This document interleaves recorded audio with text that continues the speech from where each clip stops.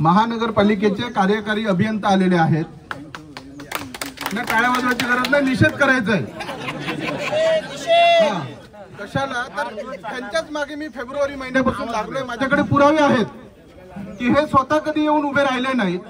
थूकपट्टीचं काम कॉन्ट्रॅक्टर करतोय, यांनी आजपर्यंत कॉन्ट्रॅक्टरवरती कुठला कारवाई केलेली नाहीये। तर तुम्हीच सांगा की हे असंच काम चालते का? 350 कोटी त्याच्याकडे कुठले? आता कालही तुम्हाला सांगतो तिथे दिवस मजुरीवरती काम करणारे मजूर लागतात, तुमचं कोणीच नसते, असं का? नमस्कार। आता हे आपलं जे काम चालू आहे ते अंबुर्गी उद्दिष्ट जलवाहिनी अंतरण्याचं काम चालू आहे। या जलवाहिनी अंतरल्यानंतर त्याच्यावरती रिस्टोरेशन त्याची ट्रेंच दुरुस्ती करण्याच्या कामाचा आपला अंतर्भाव आहे। आपण आता हे तर सध्या जे काही ट्रेंच दबल्या जातात,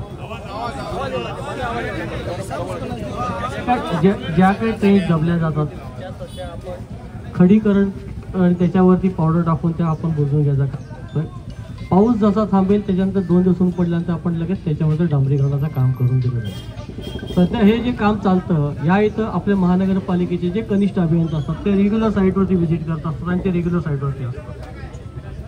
आणि याच्यावर जर आता ठेकेदाराने जर दिरंगाई केली किंवा त्याच्या कामात त्या क्वालिटीमध्ये जर काही कसर झाली तर त्याच्यावरती आम्ही गुन्हा करतो।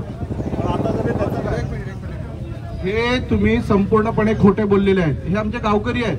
या रस्त्याला इथून निर्मळपर्यंत दिवसाला मी 10 फेऱ्या मारतो। मला यातले सगळी लोक बघत असतील। 10 फेऱ्या माझ्या असतात दिवसाला। तुमचा अधिकारी कधी मला दिसलेला नाही। मी प्रत्येक वेळी त्यांना विचारलं कोण आहे तो, मुकादम आहे, हा आहे, तो आहे। हे तुम्ही खोटं बोलू नका। तुम्ही जसं सार्वजनिक बांधकाम विभागाने या कामामध्ये हलगर्जीपणा करणाऱ्या ठेकेदारावरती गुन्हे दाखल करण्यासाठी पत्र दिले, तुम्ही कारवाई कधी करणार ते सांगा। आणि संपूर्ण तालुक्यातले रस्ते कसे दुरुस्त करणार त्याचा प्लॅन आम्ही येऊ महानगरपालिकेत आयुक्तांच्या समोर सांगा। तुम्ही नाही, तुम्ही म्हणताय त्याप्रमाणे तसं नाही। कनिष्ठ अभियंता साईटवरती फेरी मारतो, ते कनिष्ठ अभियंता असतो। टोटल संपूर्ण महानगरपालिका क्षेत्र 380 स्क्वेअर किलोमीटर मध्ये काम चालू आहे। 380 स्क्वेअर किलोमीटर एरियामध्ये कुठं कुठं असेल त्याच्या कनिष्ठ अभियंता फिरतच असतो। म्हणजे या इथं कनिष्ठ अभियंता गोष्ट चुकीची आहे, येऊन साईटवरती फेऱ्या। दुसरं असं आहे की आम्हाला PWD कडनं पण पत्र वगैरे आलेली आहेत। आम्ही ठेकेदाराला नोटीस पण दिलेली आहे, परंतु त्या पाऊस असल्यामुळे त्याच्यावरती कुठल्याही प्रकारचं डांबरीकरणाचं काम केलं जात नाहीये। पाऊस जसा थांबेल 2 दिवस जसं ऊन मिळेल त्यानंतर त्याचे डांबरीकरणाचं काम पूर्ण करून दिलं जाईल आणि लवकरात लवकर ते आम्ही पूर्ण करून देऊ। हे प्रश्न उत्तराचा विषय नाहीये, चुकीचं आहे। परंतु तुम्ही सांगता डांबरीकरण, मग PWD ने हे 5 दिवसापूर्वी कसं काय डांबरीकरण केलं ना? नाही केलं का? तुमची महानगरपालिकेची कुठेही मानसिकता नाहीये। मी तुम्हाला सांगतो, सगळ्यांच्या समोर इथे जाहीर करतो की तुमचा ऍक्शन प्लॅन जोपर्यंत मिळत नाही आणि ठेकेदारावरती कारवाई होत नाही, ते जर का पुढच्या 5-10 दिवसात नाही आलं तर मी स्वतः तिकडे महानगरपालिकेच्या कार्यालयासमोर आमरण उपोषणाला बसणार आहे, सगळ्यांवरती कारवाई करण्यासाठी। अधिकारी सांगतात की ते असतात आणि तरी पण खड्डे पडतात। मग यांच्या कामाचा दर्जा कोणता आहे? तुम्ही जे पैसे दिले आहेत ते संपूर्ण त्याला दिले आहेत की तुमच्यामध्ये काय हिस्सेदारी आहे की त्याच्यावरती का कारवाई करत नाही, त्याला का नोटीस काढत नाही? लोकांचा संताप उद्रेक वाढत आहे तरी तुम्ही त्याच्यावरती शांत आहात आणि बोलताही शांत, काही पडलं नाही तुम्हाला। तुम्ही लोकांचा अंत पाहू नका ही तुम्हाला विनंती आहे, कारण हा उद्रेक करण्याचा तुम्हाला कोणताच अधिकार नाही। तुम्ही आमच्याकडून कर वसूल करता, तुम्ही आमचे पैसे घेता आणि हे पैसे तुम्ही वाटून खाता, ह्याच्यावरती आमचा ऑब्जेक्शन आहे। आणि जे खातात त्यांच्यावरती कारवाई पोलिसांनी केली पाहिजे ही ही आमची मागणी आहे। ठीक आहे। सुरेंद्र ठाकरे साहेब, तुम्ही इकडे आलात त्याबद्दल आभार। तुम्ही यायलाच हवं कारण काम चालू आहे आणि तुम्ही दिसायला पाहिजे, ठीक आहे। परंतु आमची जी मागणी आहे की ठेकेदारावरती त्वरित कारवाई व्हावी, त्याचप्रमाणे संपूर्ण तालुक्यातले रस्ते लवकरात लवकर दुरुस्त व्हावे आणि जितक्या लोकांचा या खड्ड्यांमुळे अपघात झालाय त्यांना नुकसान भरपाई मिळावी। संपूर्ण जितके सगळ्यांचे माझ्याकडे डिटेल्स आहेत, काही तुम्हाला पाठवल्यात, काही माझ्याकडे आहेत अजून। आणि आपल्या सर्वांना पण मी विनंती करतो, पत्रकार बंधू इथे उपस्थित आहेत, आपल्या माध्यमातून पण आवाहन करा, कारण काही लोकांपर्यंत ही माहिती पोहोचत नाही की काम चालू असताना जर का खड्ड्यांमुळे आणि कॉन्ट्रॅक्टरच्या हलगर्जीपणामुळे एखादा जर का अपघात घडला तर त्या अपघाताची संपूर्ण जबाबदारी आणि नुकसान भरपाई काम हे ठेकेदाराचं असते. त्यामुळे आपल्या माध्यमातून पण आपण जनतेला कळवा की मागच्या 4 महिन्यात जर का ह्या खड्ड्यांमुळे कुठे नुकसान झालं असेल त्यांना महानगरपालिकेकडून आपण नुकसान भरपाई मिळवून देऊया. आणि सर्वात आता महत्वाचं की वसई निर्मळ आगाशी रस्ता हा राज्यमार्ग आहे सार्वजनिक बांधकाम विभागाचा. मागच्या 20 वर्षात ह्या रस्त्याला फक्त खड्डे दुरुस्तीचाच कार्यक्रम चाललेला आहे. तर हा संपूर्ण रस्ता नवीन करण्याच्या संदर्भात सार्वजनिक बांधकाम विभाग आणि नक्कीच तुम्हाला महानगरपालिका मदत करेल, कारण त्यांनीच हा रस्ता खिळखिळा केलेला आहे. तर आपण जरा त्यावरती उत्तर द्या. अतिक्रमण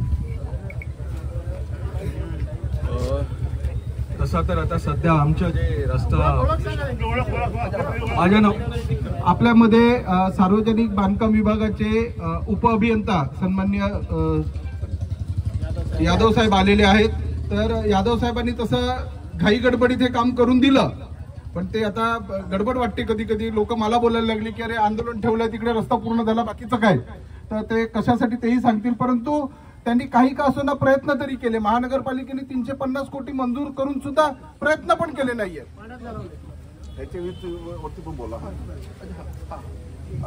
एक विषय सातत्याने राहून जातो की भुईगाव येथे एक पेट्रोल पंप बनलेला आहे. तो पेट्रोल पंप जेव्हा बनला तेव्हा PWDच्या परमिशनशिवाय पेट्रोल पंप बनत नाही. त्या पेट्रोल पंपवाल्यांनी काय केलं, त्याचा रॅम्प जो आहे तो संपूर्ण आपल्या रस्त्यावरती आणलेला आहे, अतिक्रमण केलेलं आहे. मागील उपअभियंता ठाकरे साहेबांनी म्हणजे ह्या अगोदरचे जे होते त्यांना नोटीसही काढलेली, परंतु त्वरित तो रॅम्प तोडण्यात यावा. त्याचप्रमाणे इथे पोलीस प्रशासन आपल्या अखत्यारीत येत नाही, कारण ते वसई पोलीस स्टेशनच्या अंडर येते. तिथे दुतर्फा जे तिकडे CNG भरण्यासाठी रिक्षा आणि 4 चाकी गाड्या लागतात, त्याच्यामुळे प्रचंड वाहतूक कोंडी होते. तर त्या पेट्रोल पंपाचा संदर्भातला सोक्षमोक्ष तुम्ही लवकर केला पाहिजे. त्या संदर्भात तुम्ही माहिती द्या. मी उद्याच ते पेट्रोल पंपला जे पण असेल आधी मी पत्रव्यवहार जे पण केलं आधी ते बघून घेतो आणि पत्रव्यवहार जे केलं असेल ते बघून घेतो आणि तसा त्यांना नोटीस परत देतो मी त्यांना की त्यांनी काय NOC वगैरे घेतली आहे की नाही किंवा त्यांनी कुठपर्यंत म्हणजे त्यांनी अतिक्रमण वगैरे केलं आहे. दुसरा विषय राहिलेला इकडच्या रिस्टोरेशनच्या. माझा काम तर चालू आहे तुम्हाला कंटिन्यूस, पण माझ्या तरी पण मी तुम्हाला सांगतो की निर्मलचा पट्टा बाकी आहे. पाऊसमुळे मला पण कसं एक दिवस पण पाऊस थांबला की माझी तयारी आहे की मी तुम्हाला रिस्टोर करून देणार माझा जे पार्ट आहे. आणि आता कसं आहे फ्युचरसाठी जे असेल तसं आपण बजेट प्लेट वगैरे प्रोव्हिजन करत आहे. तर डिसेंबरच्या बजेट प्लेटमध्ये ते टाकणार पण आहे, आपण ते मंजूर करून घेऊ. परमनंट जे सोल्युशन असेल, आता बरेच ठिकाणी काय आपल्याकडे ड्रेनेज सिस्टमच नाही आहे या रोडला किंवा CD वर्क आपण बुजवलाय, जे क्रॉस ड्रेनेज वर्क होता म्हणजे जे नॅचरल ड्रेनेज वगैरे. तर तिकडे काय सोल्युशन करता येईल बेसिकली म्हणजे काय आपण नॅचरल म्हणजे ड्रेनेज वगैरे देऊ शकतो का, जिथे म्हणजे दरवर्षी जिकडे खराब होतो रस्ता तिकडे आपण कॉन्क्रीटचा पण प्रस्ताव करणार आहे. आणि म्हणजे फ्युचर प्रमाणे काय 20 वर्ष आपल्याला त्रास नाही होईल तसं आपण काहीतरी करू. ओके. सर्व उपस्थितांना मी पुन्हा एकदा आभार मानतो, परंतु आपली लढाई ही चालूच ठेवायची आहे. कारण आपण या रस्त्याने प्रवास करतो, आपल्याला कल्पना आहे की हा संपूर्ण रस्ता आपल्याला व्यवस्थित करून घ्यायचा आहे. कारण कुठेतरी आपण जर का झोपून राहिलो तर रस्ता खराब होतो आणि ठेकेदार आणि अधिकाऱ्यांची हात मिळवणी होते आणि ते आपल्या खिशातले पैसे खाऊन पळून जातात. त्यामुळे हा रस्ता तर व्यवस्थित करायचाच आहे, परंतु मी अगोदर सांगितल्याप्रमाणे महानगरपालिकेच्या मार्फत पाईपलाईनसाठी खणलेले रस्ते पूर्णपणे व्यवस्थित होत नाहीत. त्याचप्रमाणे नुकसान झालेल्या लोकांना नुकसान भरपाई मिळत नाही आणि ठेकेदारावरती कारवाई होत नाही. तोपर्यंत आंदोलन चालू राहणार. पुढचं आंदोलन लवकरच घोषित केलं जाईल.